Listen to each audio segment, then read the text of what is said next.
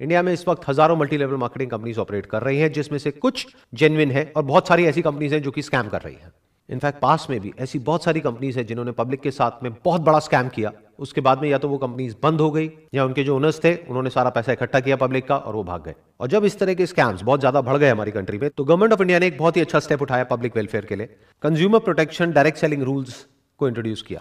और अच्छी बात यह है कि ये सारे रूल्स हिंदी में भी लिखे हुए हैं और इंग्लिश में भी लिखे हुए हैं, जिससे कि कोई भी इंसान इसको अच्छे से पढ़ सके और समझ सके। इसका लिंक मेरी इस वीडियो के नीचे डिस्क्रिप्शन में है। इससे पहले कि मैं बात करूं कि ये रूल्स क्या है, हमको ये समझना बहुत जरूरी है कि जो डायरेक्ट सेलिंग इंडस्ट्री है इसकी शुरुआत कैसे हुई थी और उसके पीछे का लॉजिक क्या था। तो जब इस इंडस्ट्री की शुरुआत हुई थी तो उसका लॉजिक बड़ा सिंपल सा था कि आपने एक प्रोडक्ट खरीदा, अगर वो प्रोडक्ट आपको पसंद आया एज कंज्यूमर, तो आपने आगे अपने फ्रेंड्स को और रिलेटिव्स को रिकमेंड किया। जब रिकमेंड किया तो उस कंपनी को प्रॉफिट हुआ, तो उस प्रॉफिट में से कुछ परसेंटेज उस कंपनी ने उस इंसान को दिया जिसने उस प्रोडक्ट को रिकमेंड किया। अगर इसी तरह से इस बिजनेस को एक्चुअल में किया जाए तो इसमें कुछ भी गलत नहीं है। लेकिन अगर एक कंपनी के जो डायरेक्ट सेलर्स हैं वो उस कंपनी के प्रोडक्ट के बारे में तो कोई बात ही नहीं कर रहे हैं, वो बात कर रहे हैं किसी ऐसे प्रोडक्ट के बारे में जिसका उस कंपनी के प्रोडक्ट से दूर दूर तक कोई कनेक्शन नहीं है। फॉर एग्जाम्पल, वो कंपनी बेच रही है साबुन, तेल, शैंपू, और वहां पर बात करी जा रही है मर्सिडीज की, BMW की, और उस कंपनी को आगे से आगे जो लोग ज्वाइन कर रहे हैं उनके ज्वाइन करने का मकसद उस कंपनी के प्रोडक्ट्स या सर्विसेज नहीं है, बल्कि पैसा कमाना है, यहां तक कि उनको प्रोडक्ट से कोई लेना देना ही नहीं है। तो ये एक कंप्लीट स्कैम है जिसको गवर्नमेंट ने पूरी तरह से बैन किया हुआ है। और इस स्ट्रक्चर में कुछ लोगों का तो फायदा होता है, बाकी लाखों लोगों के पैसे डूब जाते हैं। मैं आपको एक रियल लाइफ एग्जांपल देता हूं, उससे आप ज्यादा अच्छे से समझ पाएंगे। फॉर एग्जाम्पल, एक कंपनी है जहां पर 10 लाख लोगों ने ज्वाइन किया हुआ है, उसकी साल की टर्नओवर है 100 करोड़। वहां पे अलग अलग तरह के प्लान्स होते हैं। कहीं पर होता है कि आपको आगे 3 लोगों को ज्वाइन करवाना है, कहीं पर होता है बाइनरी प्लान, यानी कि आपको आगे 2 लोगों को ज्वाइन करवाना है। बट इन सारी कंपनीज को बोलते हैं डायरेक्ट सेलिंग कंपनीज।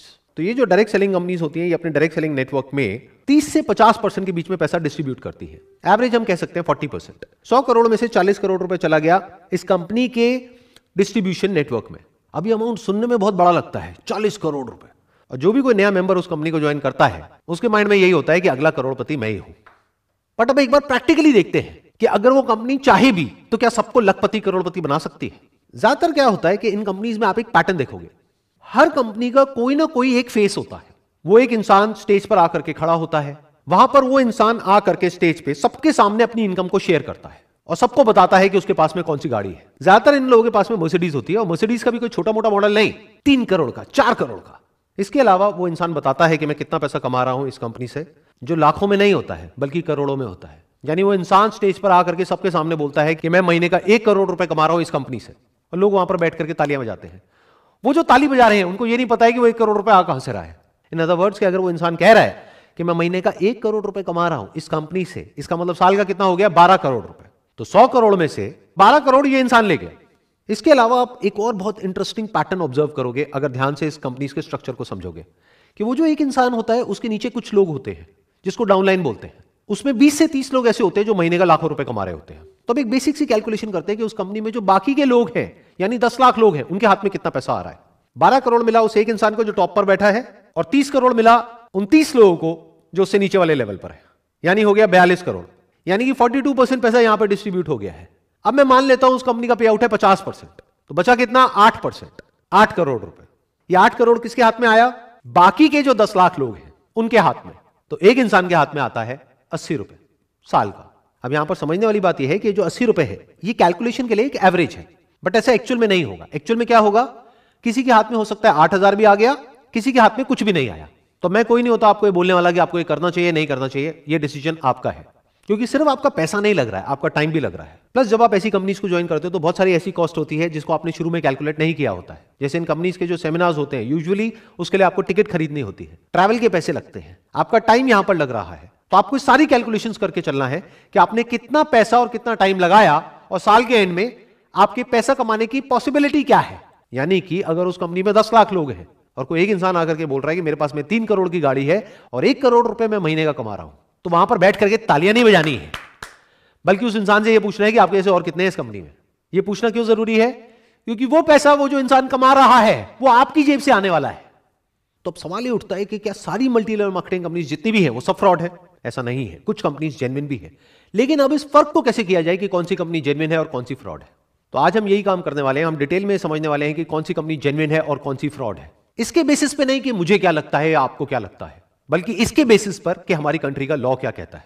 28 दिसंबर 2021 को गवर्नमेंट का एक नोटिफिकेशन आता है जिसमें कि जितनी भी डायरेक्ट सेलिंग कंपनीज हैं उन सबके लिए प्रॉपर गवर्नमेंट ने कुछ रूल्स बनाए।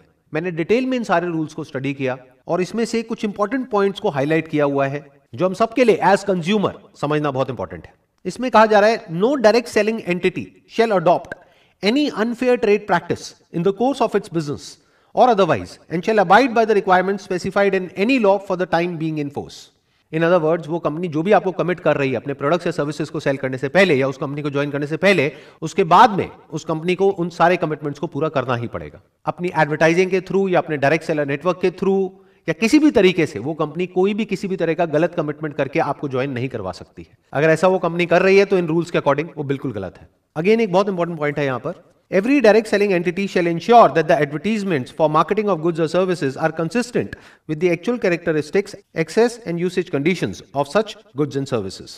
इसका मतलब यह है कि वो जो डायरेक्ट सेलिंग कंपनी है या जो उसका नेटवर्क है डायरेक्ट सेलर्स का, उसमें से कोई भी ऐसा कोई भी एडवर्टीजमेंट नहीं दे सकते हैं कहीं पर भी जहां पर के उस प्रोडक्ट को, उस सर्विस को या उस कंपनी का जो भी प्लान है उसको बहुत बढ़ा चढ़ा करके दिखाया जा रहा है कि वो है कुछ और उसको कुछ और ही दिखाया जा रहा है। अगर मैं इसका एक प्रैक्टिकल एग्जांपल आपको दूं तो आपने नोट किया होगा कि फेसबुक पर, इंस्टाग्राम पर, यूट्यूब पर ऐसी बहुत सारी एड्स आती हैं जहां पे किसी एक पर्टिकुलर सेगमेंट को टारगेट किया जाता है। जैसे कि अगर आप एक हाउसवाइफ हैं और घर बैठे बैठे लाखों रुपए कमाना चाहते हैं तो हमको कॉन्टैक्ट करिए। तो इस तरह की एडवर्टाइजिंग अगर कोई कंपनी कर रही है तो वो एक स्कैम है।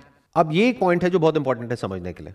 अ direct selling entity which explicitly और इम्प्लिसिटली, मतलब कि डायरेक्टली या indirectly, vouches for the authenticity of the goods और services sold or guarantees that such goods or services are authentic shall bear the liability in any action related to the authenticity of such goods or services. मतलब कोई भी direct selling company या उसके साथ में जो भी लोग जुड़े हुए हैं वो ऐसी कोई भी गारंटी नहीं दे सकते हैं या कोई भी ऐसा क्लेम नहीं कर सकते हैं जिसको बाद में वो पूरा ना कर सके। फॉर एग्जाम्पल, वो कंपनी आपको ये कह रही है कि अगर आपने हमारी कंपनी को ज्वाइन किया और आप यहां से लाखों रुपए नहीं कमा सके तो आपके पैसे वापस हो जाएंगे, तो उस कंपनी को वो पैसे वापस करने ही पड़ेंगे।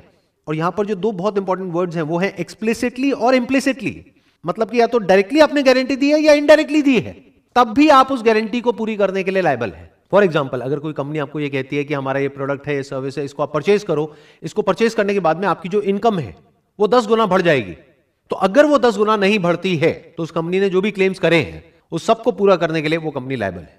इसमें बिल्कुल क्लियरली लिखा हुआ है that every direct selling entity and every direct seller shall ensure that the terms of the offer are clear so as to enable the consumer to know the exact nature of offer being made and the commitment involved in placing any order. मतलब usually ऐसी companies में क्या होता है, ये आपके लिए एक तरीके का एक फनल बना देते हैं। यानी कि जब आप इन कंपनीज को ज्वाइन करते हो तो आपको कहा जाता है कि आपको सिर्फ 500 रुपए देना है या 1000 रुपए देना है। फिर वो 1000 रुपए देने के बाद में आपको पता लगता है कि आपको 5000 और देना है। फिर उसके बाद में आपको पता लगता है कि अब अगर अपने बिजनेस को आपको बढ़ाना है, आपको कमीशन चाहिए, तो आपको 5000 नहीं देना है, अब आपको 30000 देना है। एक तरह का एक ट्रैप बना दिया जाता है जहां पर आप अंदर जाकर के फंसते ही चले जाते हो।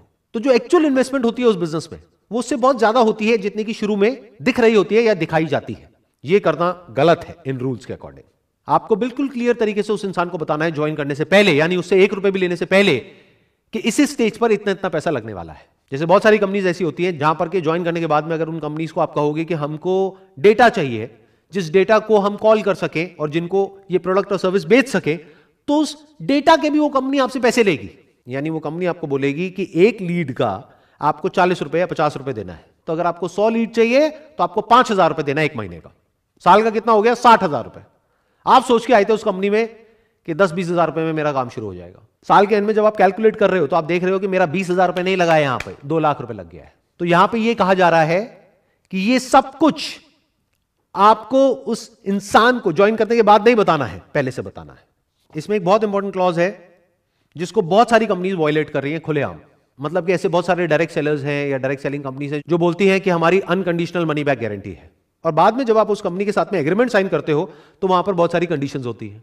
तो इसका मतलब क्या हुआ?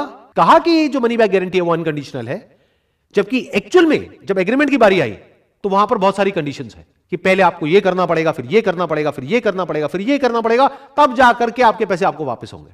ये गलत है, ऐसा आप नहीं कर सकते हो। इस क्लॉज को ध्यान से समझना, ये बहुत इंपॉर्टेंट है।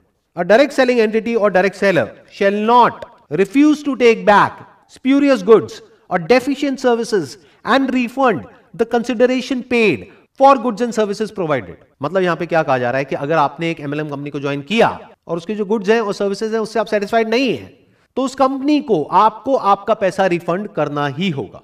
और यही सबसे बड़ा फर्क है एक जेन्युइन डायरेक्ट सेलिंग कंपनी में और एक फेक डायरेक्ट सेलिंग कंपनी में। जिस कंपनी को अपने प्रोडक्ट्स और सर्विसेज पे कॉन्फिडेंस होगा, उनकी जो मनी बैक गारंटी है वो अनकंडीशनल होगी। यानी कि वो कंपनी आपको ये नहीं बोलेगी कि आपने हमसे प्रोडक्ट खरीदा, सर्विस खरीदा, अब अगर आपको अपना पैसा वापस चाहिए तो आगे आपको इतने लोगों को और लेकर के आना पड़ेगा, तब आपको आपका पैसा वापस मिलेगा। अगर कोई कंपनी ऐसा बोल रही है तो वो एक स्कैम है।